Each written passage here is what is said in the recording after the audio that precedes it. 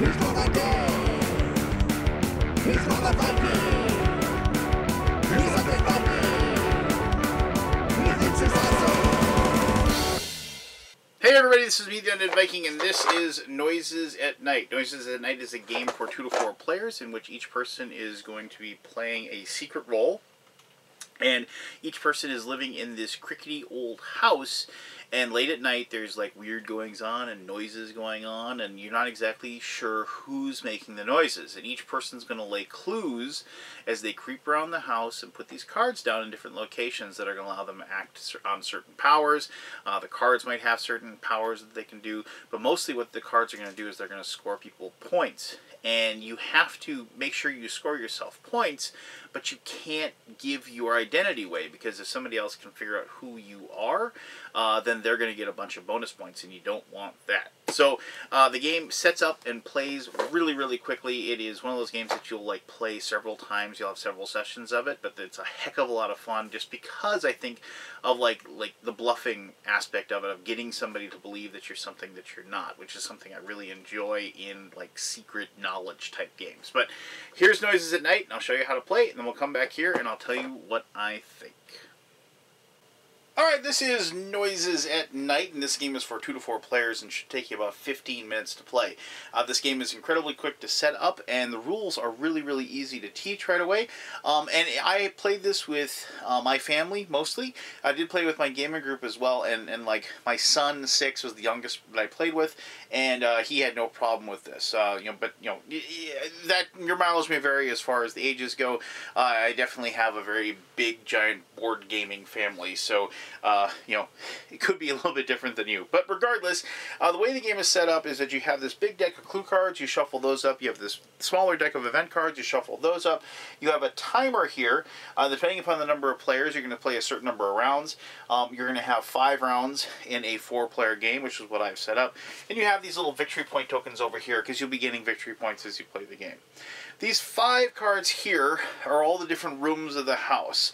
You have the bathroom, the attic, the kitchen, Leo's room, and the living room. Of these 5, all but the bathroom are going to get 2 of these tokens randomly placed in there. Those are the 8 different identities. And then you will be getting, each player will be getting a random identity out of this deck. This deck will tell you, once you get this, if you're like the ghost, you're the cat, and so forth. When you get these identities, you're going to have an icon that's up here. Notice the ghost and the boogeyman both have the skull. You're going to get one of these icons, and for every card that is face up at the end of the game that matches your icon, you're going to get a point. You're also going to get a point for every card that is played in your room. So if like you are in Leo's room and there's 10 cards in Leo's room at the end of the game, you're going to get those 10 points. So that's something to keep in mind. Now, each room has a special ability as well, and I'll get into this. I'll get into the actual play of the turn here in just a second. But just keep in mind, like the bathroom. Whenever you play a card in the bathroom, you get a point.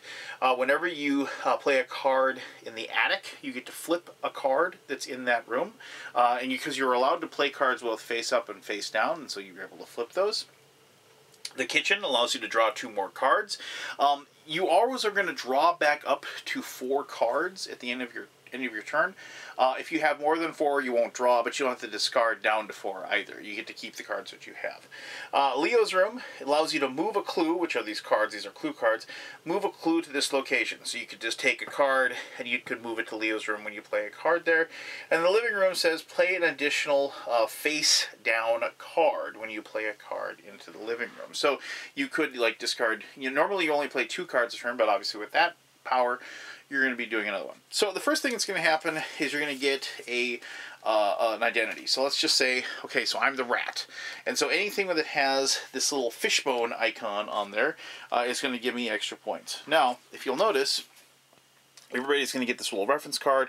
It's going to tell you each identity that it matches up. So the cat and the rat are fishbones, Grandpa and Dad are the wrench, the ghost and the boogeyman are the skull, and Mom and Sister are the flower. So, and that's good, obviously, because if you're going to be playing lots of clue cards that have, like if you're the sister and you're just constantly playing flower cards, which you probably shouldn't do, there's a good chance people are going to figure out that, oh, you know, you are like the sister or you're the mom, but like they won't know for sure which one you are. So, all right, so let's just draw 4 of these cards, and we'll see. We have, let's see, like a mystery box, a mystery spill, cleanup, which is an action card. I'll talk about that in just a second. And then we have the bent fork. All right, so I need, wow. Oh, well, I did get this card that has these 2 fish bones on there. So I want to play that one.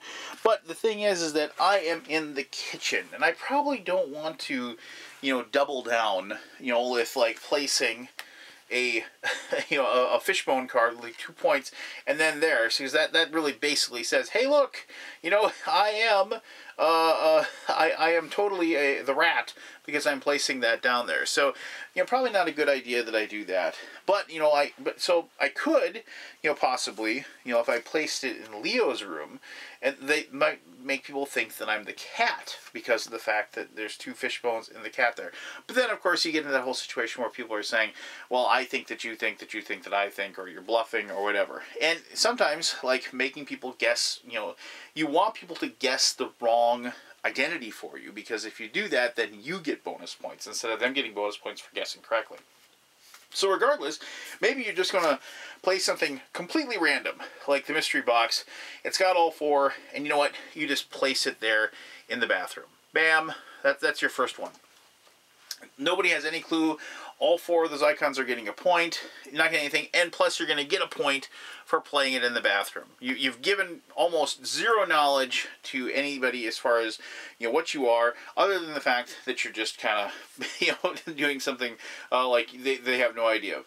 And then you have a card like this where, you know, you don't want to play it maybe because it's got these 2 skulls on it, and you don't want, in case somebody's playing the ghost or the boogeyman, you know, you don't want them to get those points. So you're going to take this one and you're going to play it face down, and maybe you're going to get a little gutsy, and you're going to play it face down in the kitchen, because it allows you to draw 2 clue cards when you're in the kitchen. And so we're just going to take those 2, and maybe people are thinking, oh, okay, you know, because he wants to, like, you know, draw some cards right now or what have you.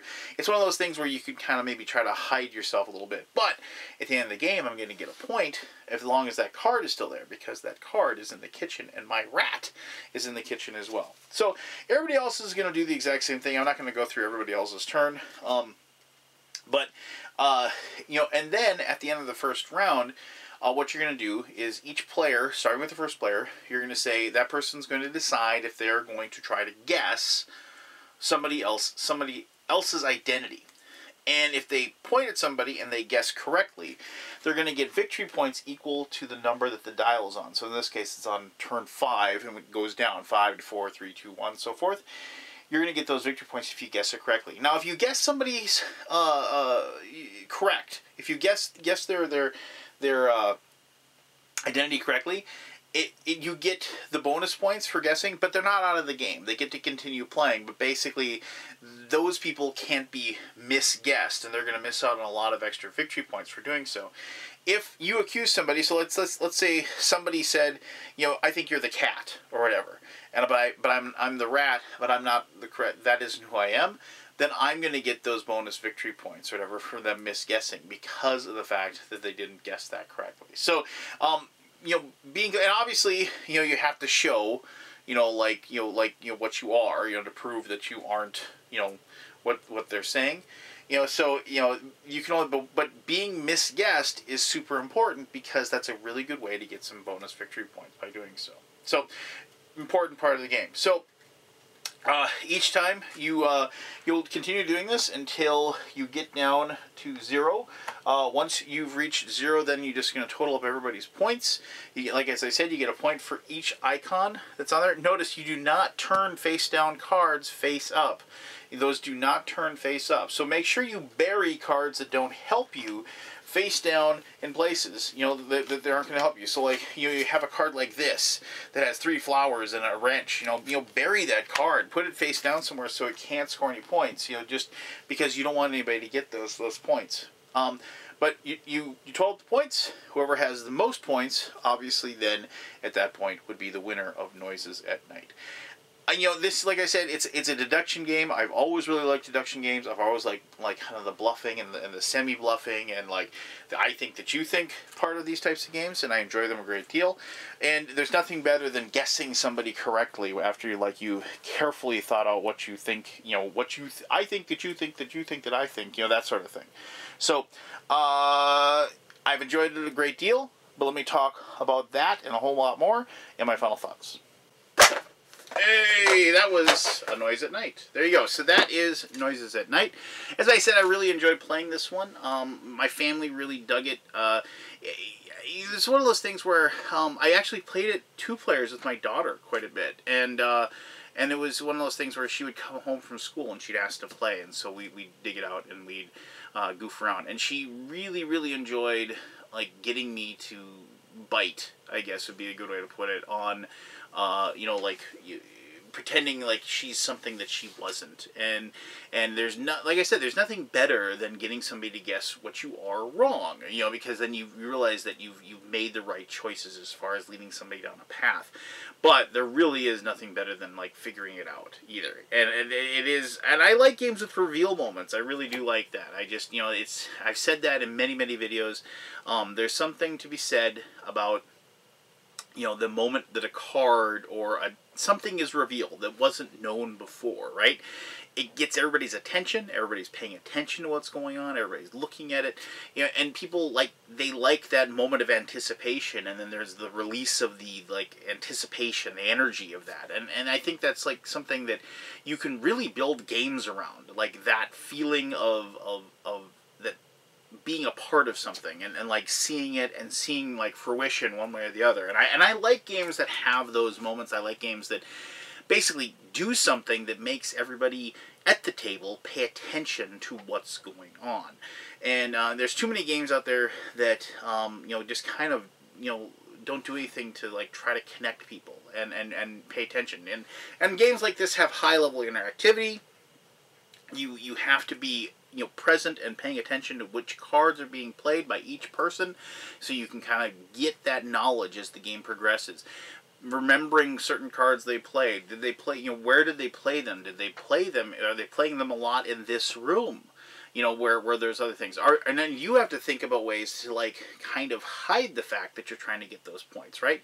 Because you're trying to put those cards down, and then you have a plan later, like, you know, putting your cards face down and then remembering what they are later, so you can turn them over through the actions, other different action cards or different other, you know, like things that happen. Now, a couple of things I did forget to tell you, and I do apologize for that.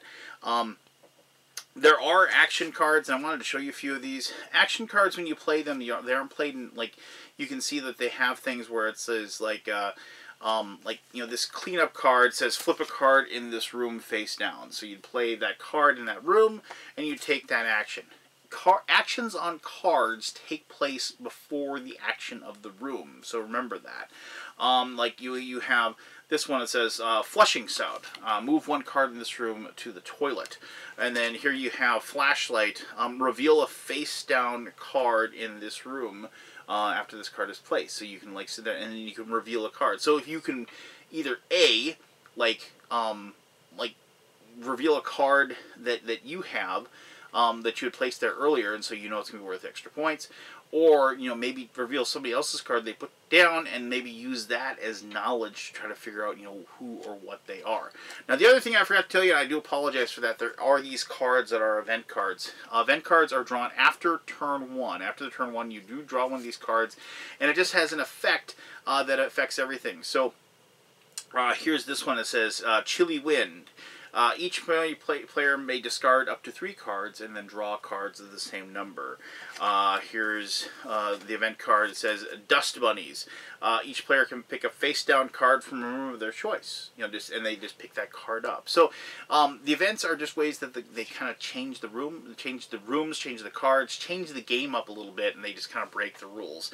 And there's enough of these that you're not going to go through each and every one, which I do like, because then like people can't count on certain cards to show up. So it's kind of like a little randomness, a little bit of an edge that you can be put on each turn, you know, and then using that edge when it's presented to you to your advantage to try to, like, do something that once again is going to allow you to either score more points or figure out, maybe give you some knowledge as to what the other players' identities are. I mean, like I said, I just really like deduction games. I really like secret knowledge games, and I like games with high levels of interactivity, and that's exactly what this game is. It gets a big thumbs up from the Undead Viking family, and my gaming group when we played it really enjoyed it as well. So there you go. If you like a quick little game that you can set up and play and have some fun, well, like, just if you're just waiting to, like, play a game maybe at your lunch hour, or if you're waiting for some other people to show up so you can play your big game of the evening, you just want to play something fast and fun, then this one is probably going to fit that bill for you.